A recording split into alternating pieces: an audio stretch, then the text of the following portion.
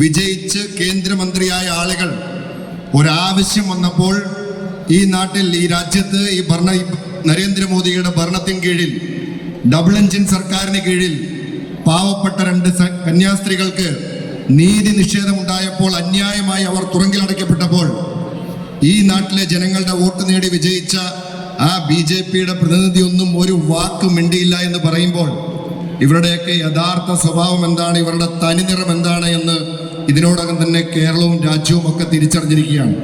അതുകൊണ്ട് ഇനി ഒരു കാരണവശാലും തൃശ്ശൂരുകാർക്ക് ഈ തെറ്റ് ആവർത്തിക്കാൻ, അല്ലെങ്കിൽ ഇനി ഈ തെറ്റ് സംഭവിക്കാൻ പാടില്ല എന്ന് മാത്രമല്ല, ഇനി വരുന്ന തെരഞ്ഞെടുപ്പുകൾ എന്ന് പറയുന്നത് തൃശ്ശൂരുകാർക്ക് സംഭവിച്ച തെറ്റ് തിരുത്താനുള്ള ഒരു അവസരം കൂടിയായി കണ്ടുകൊണ്ട് നമുക്ക് മുന്നോട്ട് പോകാം എന്ന് മാത്രം പറയുന്നു.